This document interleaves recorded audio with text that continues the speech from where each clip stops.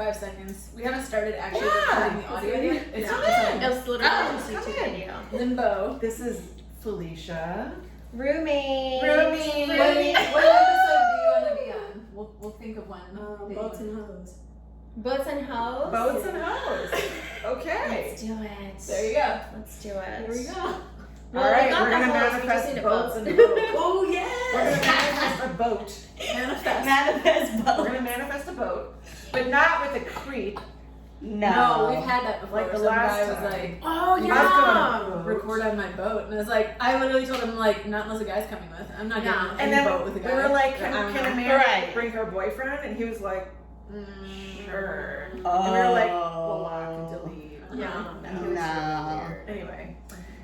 Anyway. Okay, we're gonna start recording. Alright. It is recorded. We're starting? Yes, we're All right. Welcome back to another episode of TikTok and Mimosas. My name is Anna. I'm Jennifer. Who am I? Who Who am are I? you? I think that I'm Amanda. Are you having some sort of like existential crisis? I'm in a place where I can be whoever I want to be. You That know, is Do I have to true. be Amanda? You know, for That some is reason, true. I'm Amanda, guys. Yeah. I put Welcome. Amanda on my phone. It wants to autocorrect to Ananda. Yeah. Amanda. And Ananda. Ananda. You want to hear something funny? Yeah. Nanda, Nanda is a medical, like a nursing Oh. thing. For what? Ananda. What is it? I forget what it stands for, but it's The basically anus. when you're no, it's basically when you're trying to, I think, to create like a care plan for a patient. It's called a Nanda, like the Nanda I like diagnosis that you and stuff. think that's what Yeah, Something involving the anus. yeah, Thank you for this lesson. yeah. Nanda. Well, I mean, it could. So if you're my patient, I write a Nanda for you. I could include It the could anus. include that if I have that issue, which I do not. A space Yes. Amanda. Not Yes. Yeah. yet. So I'm not going to Amanda. manifest an anus issue. No. Anyway, We like what how are we topics talking are. Anyway, what are we here for? So today we're talking about how past trauma affects current relationships. Ding ding ding. Always does. And It how always did- does. How do we come up with this episode? Because I'm going through it right now. No, but it got resolved. So I haven't caught you all up on what's happened. But basically, Spill that tea. Spill it. so I had told the girls, you girls, when was it? Maybe like 2 weeks ago? Or these girls. Or these girls. Yeah, these girls. These girls never know. I For wanna our- touch your boobs. For our visual listeners. Yeah. They're so beautiful. We're both like, I've been drinking, obviously. I would hate to get a boob job and someone's like, ew, those are They're bad. beautiful. Yeah. Oh, I love Thank them. you. But yeah, so like I had told you girls that like maybe like a couple weeks ago, you know, things are going wonderful with this guy that I'm seeing. His name is Will. But in the back of my head, I'm like, every relationship that I've had has been shit, right? Mhm. So things are going wonderful with this guy. So in my head, I'm making up this idea that there's a catch. Like I'm just waiting for the ball to drop. for And the pattern to repeat. correct. And I'm like, there's no way this is going so well. It's too Like, good to be true. yeah, exactly. So that's the space that I had been in, to the point where I was like driving myself a little bit crazy.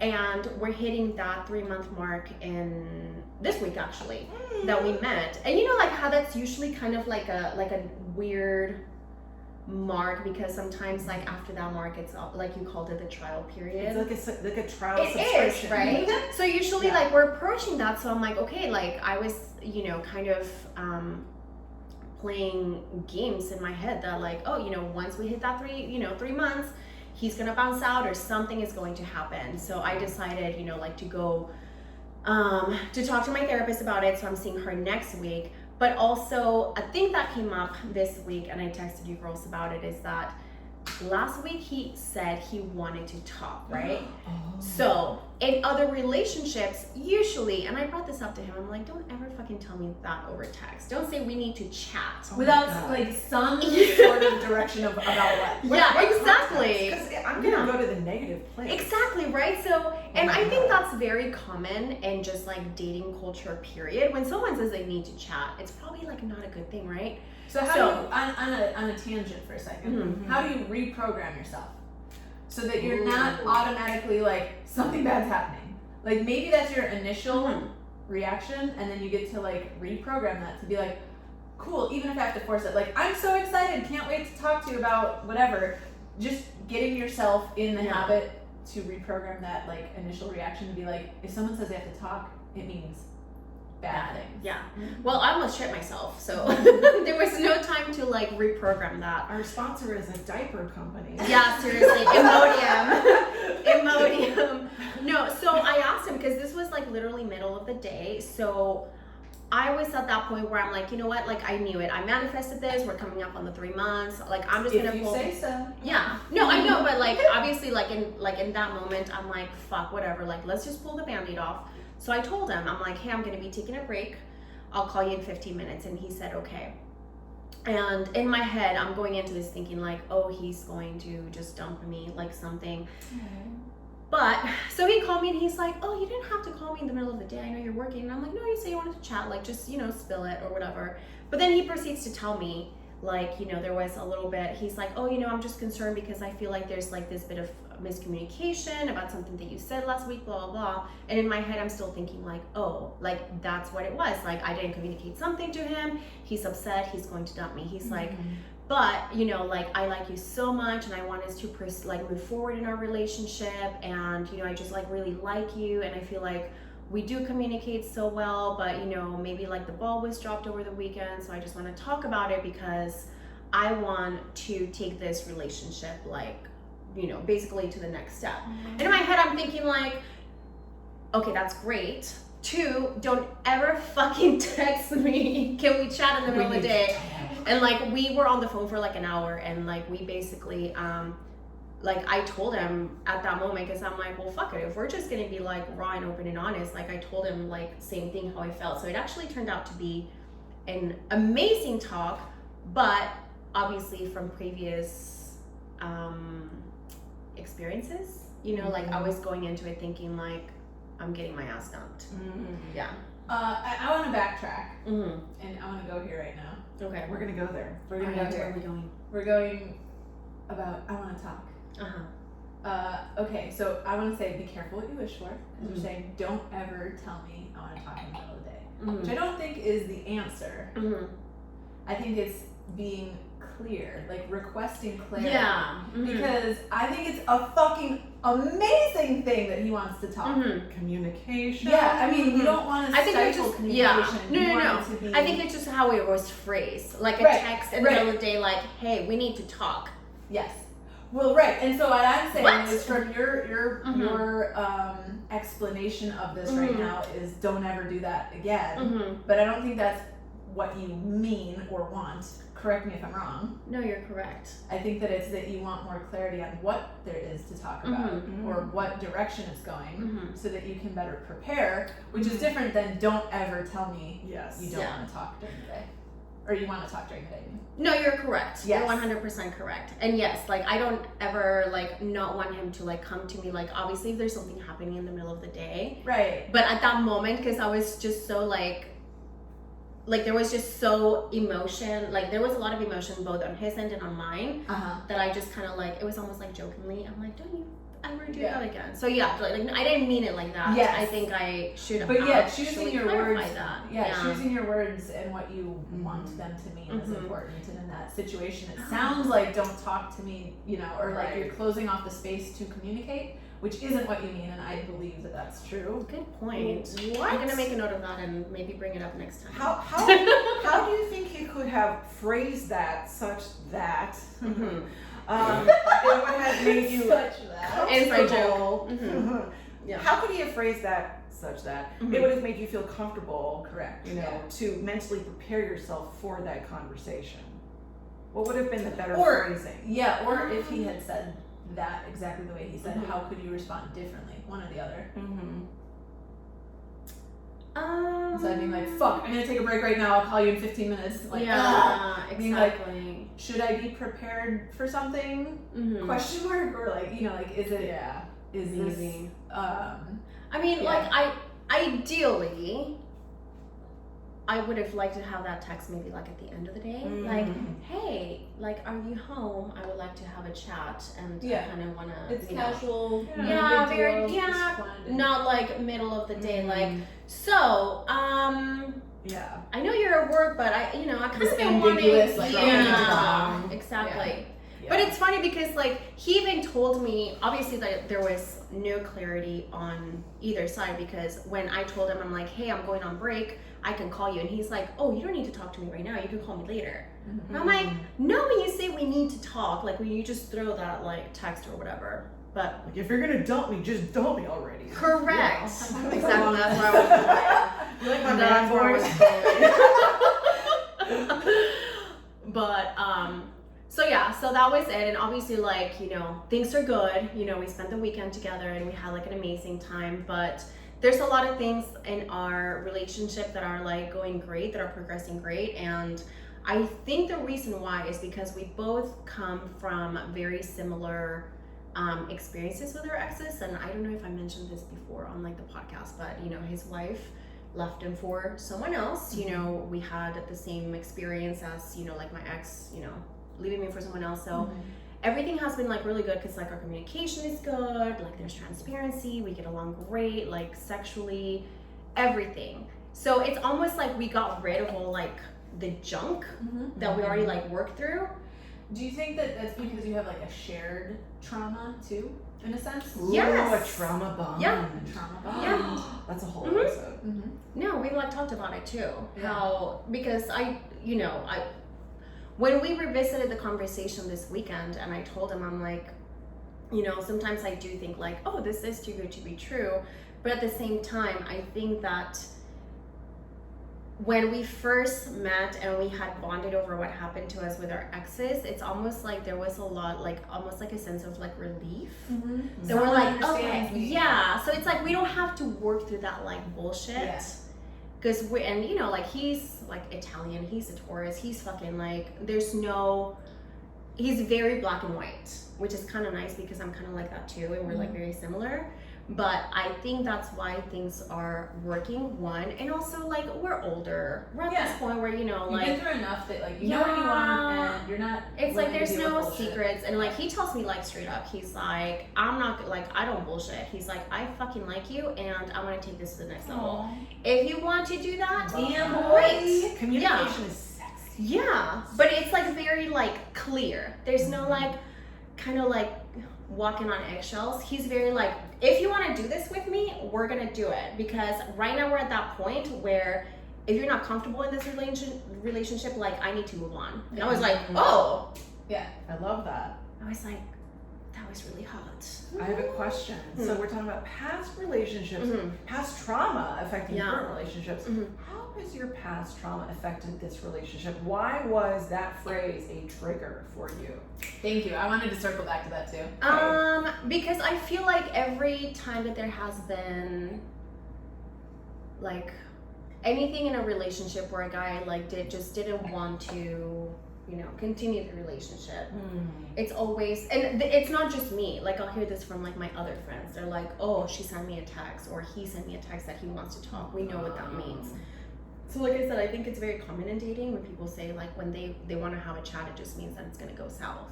It's never been, I've never gotten that text and have it be a good conversation. Usually when someone's like, hey, we got to talk, it's like, hey, things are not working out, like let's, It's never been like, we want $1 million, we're going to Aruba. Yeah, exactly. Oh, okay, great. That's yeah, nice. no. I want to have lots of chats during the Yeah, day. exactly. So I think that's what it was. And again, I think it was just like a lot of like, not just that particular text, but the fact that it came at the time where I was thinking all these thoughts like, it's too good to be true.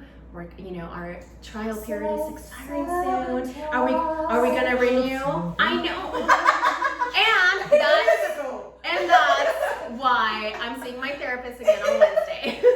I acknowledge you for seeking therapy Yes. Thank you. for this trigger. Yeah. I want to acknowledge all of us for doing that.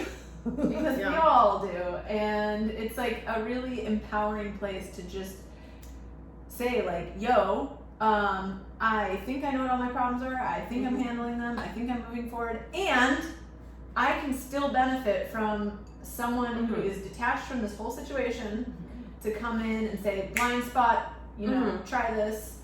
So I acknowledge all of us for that. Acknowledgement. I want to throw out a theory here. Mm-hmm. I have nothing other than my own concoction Like a of theory creating of this. the theory of gravity. Yes. Do you think Mm-hmm. everyone, obviously trauma, like there's nobody that escapes trauma in this world, right? Everyone has trauma, whatever it is.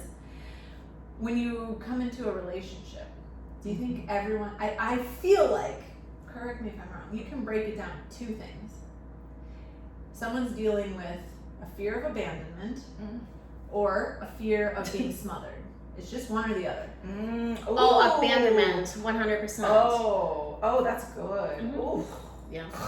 And then, on top of that, do you think that there is maybe like a more likelihood that people that both share a fear of abandonment end up together, or one, like opposites? Because I tend to think that it's opposites attract.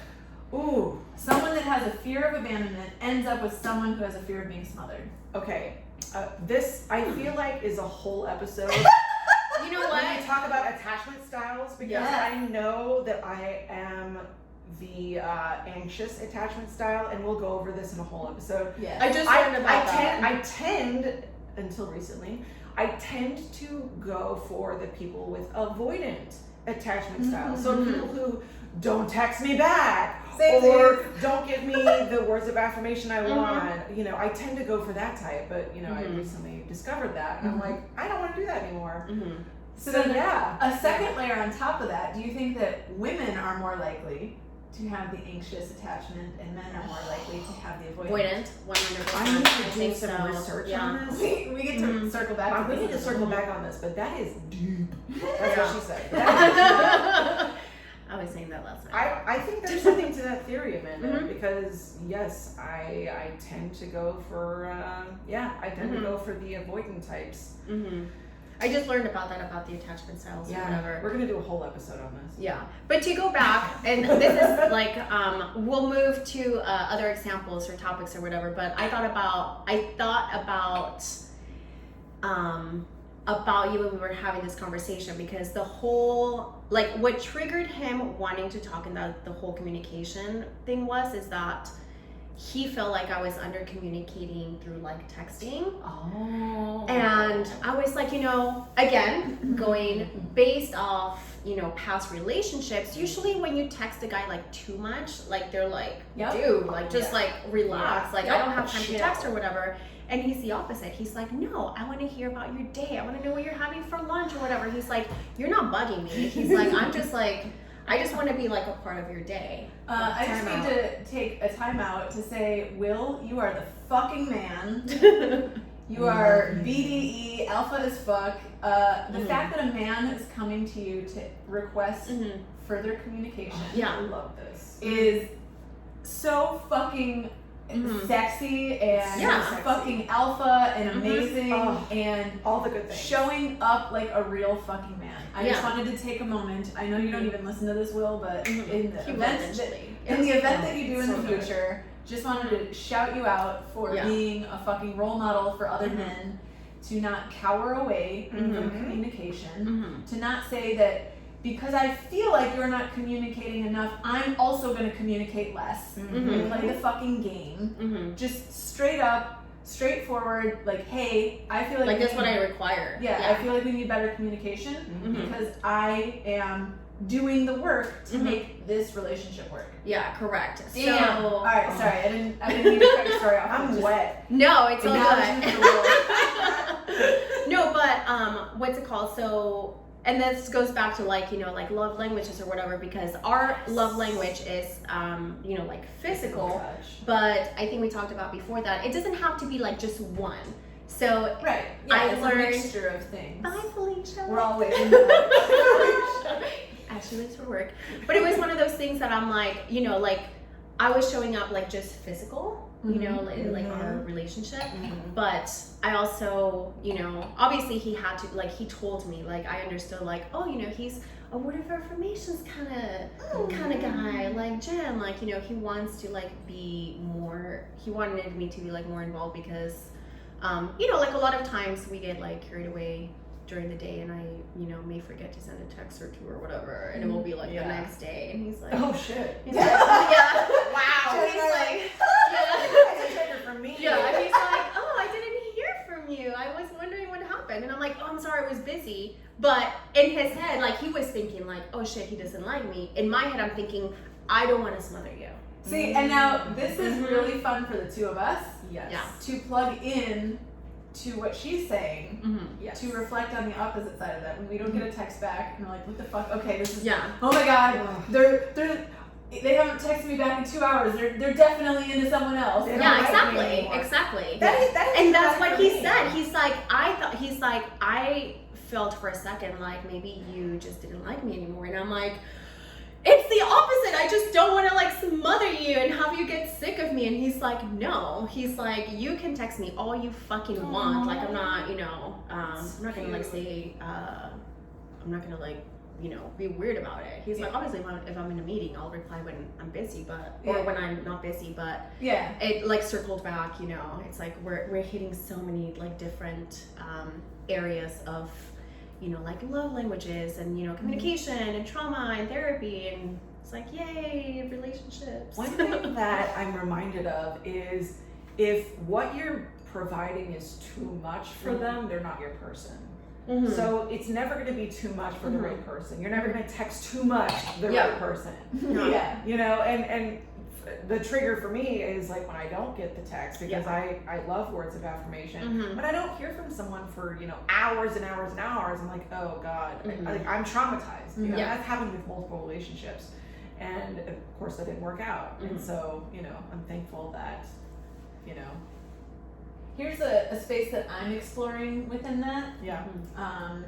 Is the fact that texting, social media, maybe even phone calls aren't real. They're not fucking real. The time I spend with you, in person with you, is real. Mhm. So I'm going to, and it's been work, let me tell you, it's been work for me to not immediately go to that place. Like, they're not texting me back fast enough, or they're not responding, or the responses are short, or whatever, or like to the point. It's not real. It's just fucking a space filler to get the details you need to be in person. So like, if you broke it down to having a relationship, like having a real relationship with a human being, would you want that relationship to be in person or via text? Like, if it had to be black and white, our whole relationship is based on us texting each other, or our whole relationship is based on us being together. Yeah. What would you choose? Okay, so I'm trying to explore the space of the only thing that matters is when we are together.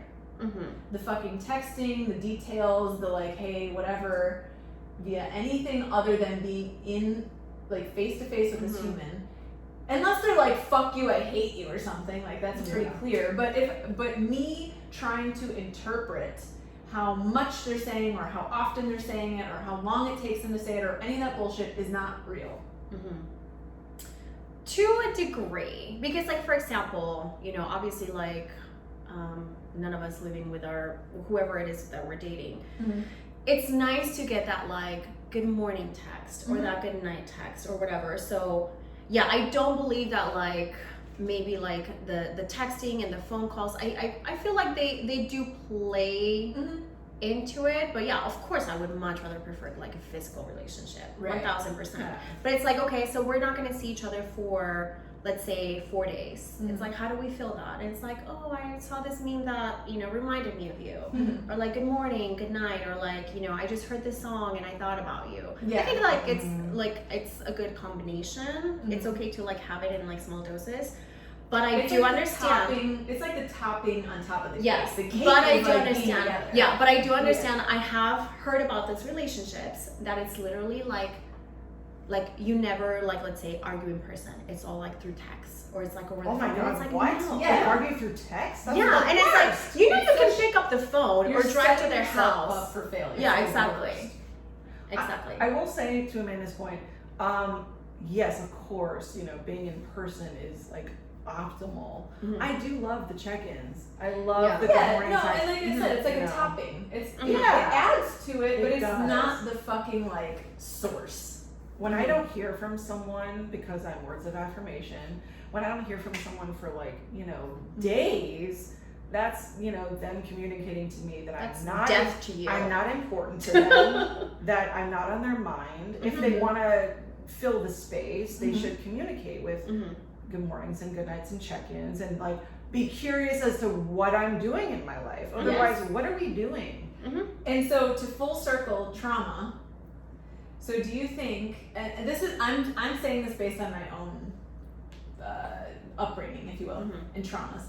Do you think that whatever your like highest ranking love language is to fill the void of something from your childhood, which is a trauma? Mhm. For Yeah. example, my love language is physical touch. Mhm. I feel like I can barely remember times when my parents like hugged and kissed Mm-hmm. me that was like anything genuine. Like we had like this weird forced like kiss on the cheek goodnight every night, Mhm. and that was like Mhm. the extent of physical Mhm. affection in my house. Mm-hmm. Everything was like you fall and scrape your knee, like get up, stop crying. You know, like Mhm. nothing was like Like, warm oh, physically. Yeah. Therefore, I think that trauma of my childhood became why my Mhm. highest ranking love language is physical touch. Mm. So that being said, something like not getting texts enough or not getting, you know, a gift for your birthday that is Mhm. meaningful or whatever the fuck it is, Right. do you think that it is to resolve the trauma that you had as a child Mhm. that you felt the most lacking in? I think it's definitely tied to that in some way because we are so, you know, our belief systems are rooted in how we're raised and, you know, from childhood. So Mhm. I think there's definitely a tie there. Yeah. Yeah. I mean, what do you think, Anna? 100%. But do you girls? I know that we're talking about like the topic of relationships, but are there any events from past trauma that plays into your relationships, like let's say like friendships or work or anything like that that ties back to things from like your past? And I'll give you the perfect example. Okay. So I think I've mentioned this to you girls before. I don't know if I have, but I think I brought it up at LP meetings, where we met. But I had a horrible relationship with women Yes. Yeah. because, which is why we're friends. exactly, because growing up, and I've said this before, a lot of the relationships that I've had with men, I have been cheated on. Mhm. So and this is how like the mind is all fucked up. I Mhm. always thought women were the problem. Yes. It's like, why, you know? Mhm. And also my dad has cheated on my mom in the past. So I always equated as women being the enemy. Mm-hmm. So when I met you girls, that was like a big kind of, I guess, like revelation for me. Like when I started like having like women bonds, Mm-hmm. where I'm like, I've never had these many female friends in my life, Mm-hmm. ever. So when we did our program, that's like the most, like the girlfriends that I have right now, like that's like the most female friendships like I've had ever. Same. Yeah, and that's Yes. why we did, you know, like that was I didn't. so yeah. Well, you're gonna have your own every Friday, Yeah. but Creating so my own feminine that space. was something that I, you know, had to like work through, because for me, being in the presence of women and being surrounded by women, it just felt very like gross. Like women are the enemy. Mhm. I hate women. Like they're the cause of like all the problems that I've ever had. They've taken all my boyfriends. They've taken my dad away from me. And of course, like me going into that space of being surrounded by women, I was like, this is like too fucking uncomfortable. So that's like where I had to kind of like, that's another type of trauma that I had growing up that I had to like work through. But now, I mean, obviously, you know, I see that that's not the case. But I mean, to summarize my statement, it's not just like relationships. It could be anything. It could be like work. Like you just could have trauma from like coworkers or again, like friends. It doesn't have to be just like I feel like this is a whole other episode about female friendships, and because I feel like I could go on another hour tangent about this, and I'm trying to. I think we wrote it down. Yeah, I think we wrote it down on like the list of like episode ideas. It's definitely on the list of episode ideas. Yeah, It is. No, but I mean, it's definitely a thing because, you know, like again, like that's why like most of my friends are guys. Same. Like my childhood friends. Yeah, I mean, again, like you said, like I have more female friends now than I ever have. And I did, you know, I was in all sorts of sports and shit growing up where obviously I'm on a team full of girls. But yeah, I had like a friend or two on that team that I was like close with, and the rest like I just had no connection with. Like I just couldn't connect with other females because it just, I think I grew up very much a tomboy. Same. And then that was like instilled in me that like girls are too girly, they're too catty, they're too this, and like I don't want to have anything to do with that bullshit because I don't want to be that person. Yeah. And I mean, well, not only that, like to circle back to like family, like dynamics. I grew up with boys. Yeah. So me being the only girl in a Hispanic family in like a completely different country, like women were like super suppressed. Like you stayed home, you had kids, you got married, you did the dishes, you cooked. So growing up, it was like me trying to break out of that. Yeah. So that's why I went to like the extreme where I was like a tomboy. Like I only had guy friends. I was super independent because I didn't want like my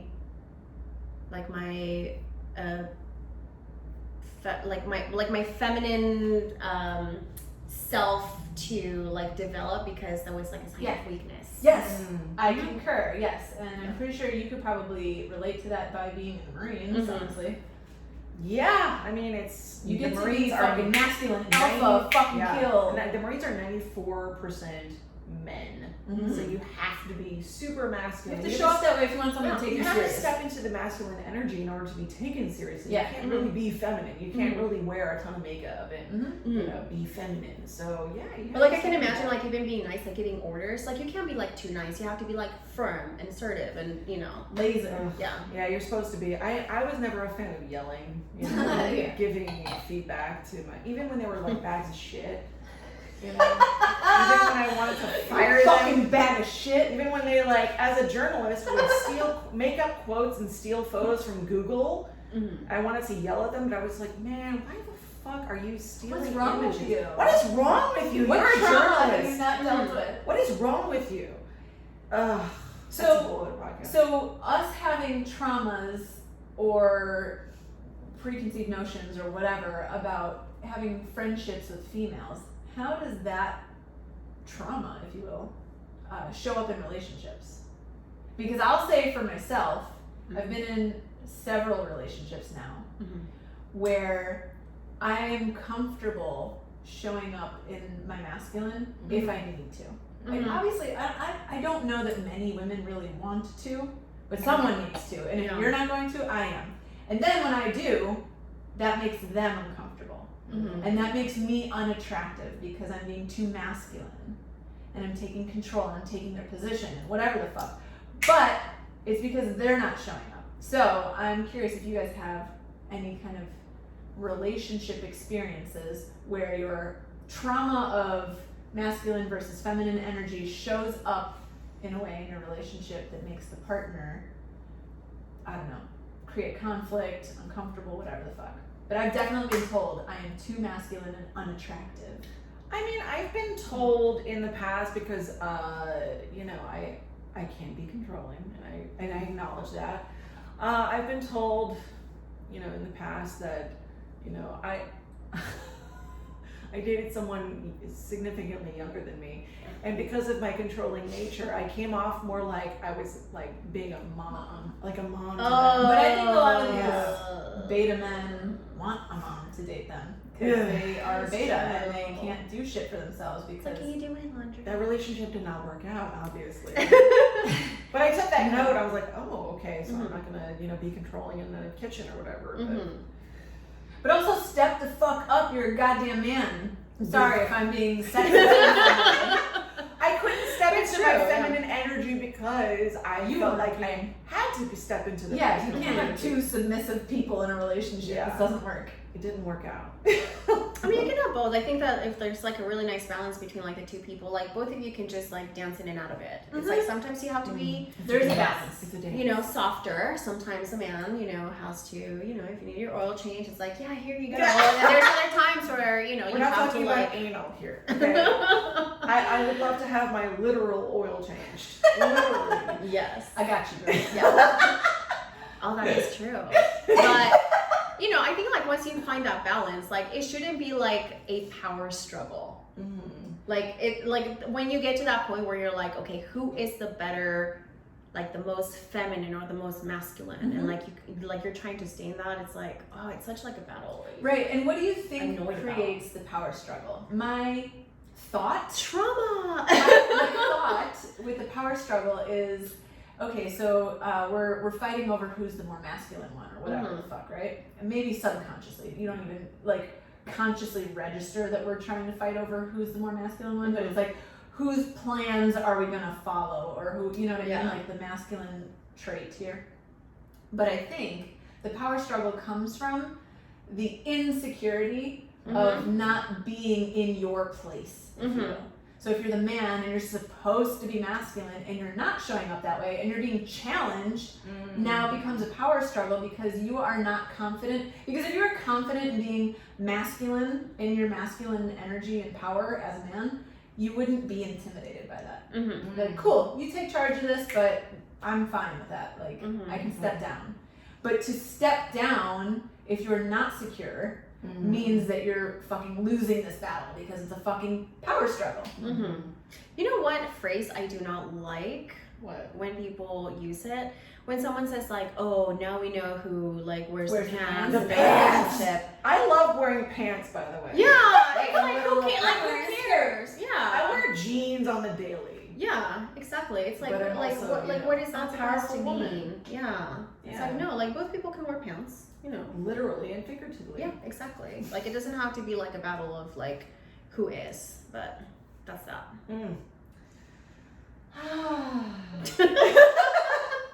So, needless to say, no matter what it is, trauma will Show show up. up in your relationship. Whether you think it does or not, Yeah. it will fucking show up. So being It'll sneak aware up on you. and dealing with it is the way forward. Not trying to pretend like it's not going to be there or that it's not there or that it will never be there. You get to take the blinders off, recognize there's trauma, deal with it appropriately and in a healthy way so that you can move forward, because otherwise what are you doing? You're just treading water, you're like trying to swim in quicksand. Ooh, good one. So deal with that trauma, bitches. Deal with that trauma, bitches. The t-shirt idea. I have so many t-shirt ideas. Deal with that trauma, To bitches. close out, we would like to thank a few people. Who would you like to thank? I would love to thank Prefer. our liquor daddy, First and foremost. the liquor fountain, And all the daddies for that matter. all the daddies, because we are recording this on Father's Day, even though you're listening to it days or weeks later. Thank you to all the daddies out there. But Thank yes, you. our liquor daddy, the liquor fountain at 5203 Fountain Avenue. Fountain Avenue. They're on Instagram at the liquor fountain. She's so good at staying serious. There's also an app if you would like to download to have your booze delivered. It's called the Liquor Fountain. Oh, what? Pretty simple. Yep. Yeah. Yeah. Snaps. Check out Ulysses Picks if you want. If you have no idea what you want, you just want awesome stuff. Ulysses Picks will never steer you wrong. And we would also like to thank Our audio daddies. our Yes. audio daddies. I know. I can't wait to listen to this. They provided us Yes. with new microphones. Kanks for Maintenance Podcast, canceled for Maintenance Podcast. They're on Instagram at Kanks for Maintenance Podcast. They're amazing. Check them out. They're fucking hilarious. They're hilarious. Their memes are so relatable to like every industry. memes. Dank. Follow the You just dank say memes. dank. The dank memes. We're trying to relate to like the Gen Z's right here. Yeah. Thank you to all the daddies on this fine Father's Day. Yeah. Yes. The spanking daddies. Yeah. Ooh. Because when you really think about it, we came from, someone's sperm. So we all We have did. daddies. Yeah.